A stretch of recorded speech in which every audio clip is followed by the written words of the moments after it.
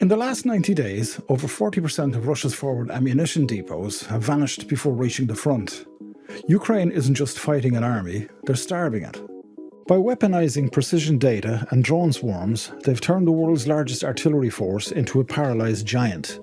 This is the science of strategic strangulation.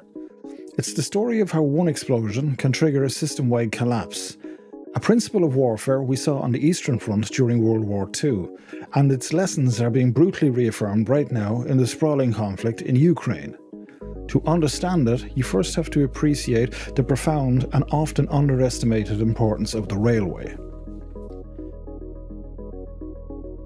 When you picture modern logistics, you probably think of cargo planes and endless truck convoys. And they are absolutely vital. But when it comes to the sheer immense weight of industrial warfare, nothing comes close to the railroad. A single train can haul the same amount of ammunition as hundreds of trucks, or move an entire battalion's worth of tanks. For moving huge quantities of heavy gear and bulk supplies like fuel and artillery shells over a continent, rail isn't just the most efficient choice, its scale is what often makes a sustained, high-intensity war possible in the first place. Armies, especially those like Russia's, are built around this reality.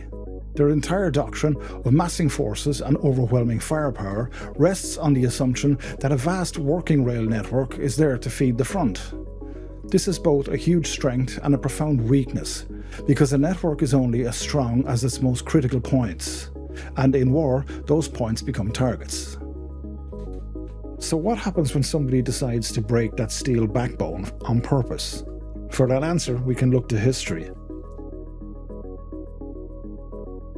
In June 1941, when Germany launched Operation Barbarossa, the invasion of the Soviet Union, the plan was for a swift, overwhelming victory. The German High Command figured the Soviet state was a rotten structure that would collapse with one hard kick. And for a few weeks, it looked like they might be right. Panzer divisions cut deep into the Soviet territory. But then they started to slow down. Not because of a big, decisive battle, but because they had outrun their supplies. A huge part of this logistical failure came down to the railways. As the Red Army retreated, it waged a scorched earth campaign. Soviet sappers and railway workers launched a widespread, deliberate destruction of the rail lines and their path. They blew up bridges, tore up tracks, and crucially took with them, or destroyed, the vast majority of the locomotives and train cars. This created a logistical nightmare for the Germans for two big reasons. First, the Soviet rail network used a wider gauge than the rest of Europe. This meant that for the Germans to use the network, vast stretches of track had to be physically re-gauged, a slow, backbreaking process. Second, destroying bridges and junctions created choke points that brought traffic to a standstill for weeks. German supply trains ended up stalled hundreds of kilometres from the front, unable to get fuel and ammo to the panzer divisions that were desperate for it. While historians point to a cluster of causes for Barbarossa's ultimate failure, from ideology to underestimation of the Red Army, this failure to control the railways was a devastating blow. It cost the German army critical time and momentum during the summer and autumn. The lost time proved fatal. By the time German spearheads were on the outskirts of Moscow, the infamous Russian winter was setting in. The war of lightning movement bogged down into a war of attrition. A war the German logistical system, crippled from the start, just couldn't sustain. The German experience on the Eastern Front shows us a fundamental truth about networks. A disruption doesn't just create a local problem, it can set off a chain reaction that brings the whole system down. One way to visualize this ripple effect is in 3 stages. First, you have the constraint. An explosion takes out a bridge or a key junction. The tracks are physically blocked. That's the initial event. But this immediately kicks off a second stage, cascading. A stopped train doesn't just sit there alone. It holds up the train behind it and the one behind that. Its crew and locomotive, which were supposed to be running another service later, are now stuck out of position. A single delay starts to multiply. Research shows that this secondary effect, resources like crews, train cars being out of sequence, is often a bigger driver of system-wide gridlock than the original physical damage. Finally, there's transport. The now amplified delays are no longer stuck in one spot.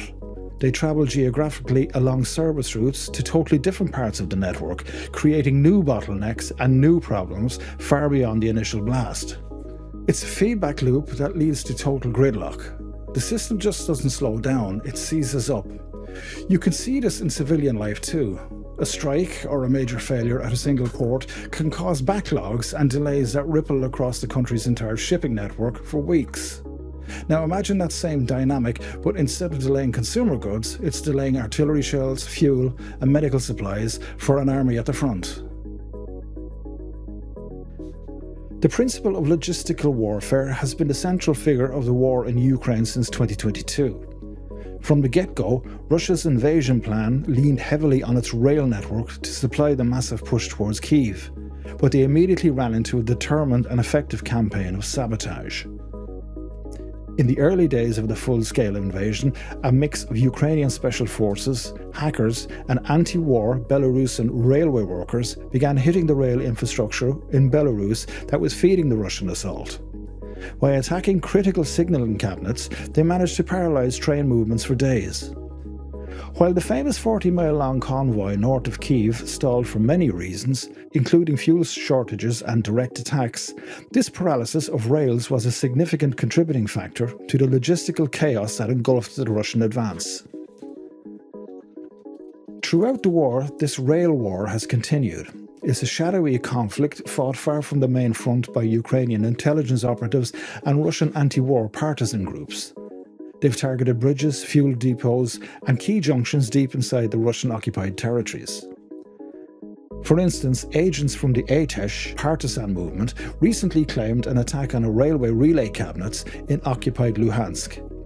An act like this can cause a systemic failure in traffic control, disrupting a vital supply artery for Russian forces in sectors like Kupiansk and Limnan, and forcing military trains to back up, unable to move. Of course, this is a two-way street. Russia, in turn, has launched hundreds of its own strikes against Ukraine's rail infrastructure, trying to paralyse the logistics of Kyiv's defenders. Each attack might seem small on its own. A damaged signal box here, a small blast on a bridge there.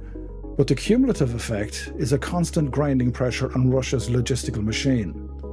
It forces them to use less efficient routes, creates unpredictable delays, and weakens their ability to mass forces and sustain attacks.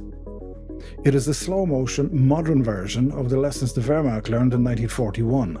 An army that can't control its rail network can't win. Now, the obvious counter-argument is, surely modern armies have backups such as trucks and planes, and indeed they do, but each has serious limits. Trucks are essential for that last mile from the railhead to the front line, but they can't match the sheer volume and efficiency of rail for long-haul transport. An army needs thousands of trucks, thousands of drivers and vast amounts of fuel just to do the work of a few trains. Air transport is fast, but its capacity is only a fraction by comparison and is way too expensive for moving bulk cargo like artillery shells. And fixing a major rail bridge or a complex junction isn't simple. It takes specialist engineers and heavy equipment, all of which are themselves targets. In a war zone, repairs that might take days in peacetime can stretch into weeks. This is the enduring dilemma for any military that relies on rail. The very thing that gives it the power to project force across a continent, its nature as a connected, flowing network, is also its Achilles heel. The way every part of the network depends on every other part to function smoothly means that a single, well-placed shock can shake the entire system to its core. So can one explosion really freeze an entire war? Not literally, and not instantly. But it can cripple the heart that pumps an army's lifeblood. By targeting a single critical point, a bridge, a tunnel, a junction, an attacker does more than just block that track. They can trigger a cascading failure that paralyses the entire logistical network. Delays multiply, resources are thrown out of sequence, and a feedback loop of gridlock spreads for hundreds of kilometres. We saw it help cripple the German war machine on the Eastern Front, and we see its principles at work today, as a determined campaign of sabotage degrades the logistical backbone of the Russian army in Ukraine. It's a powerful reminder that in the complex, interconnected systems of modern war, the most decisive point of failure might not be a fortress or an armoured division, but a simple, lonely stretch of steel track. If you found this breakdown interesting, subscribe for more analysis on the hidden machinery of modern conflict, and drop a comment below. What other overlooked aspect of warfare should we explore next? Thanks for watching.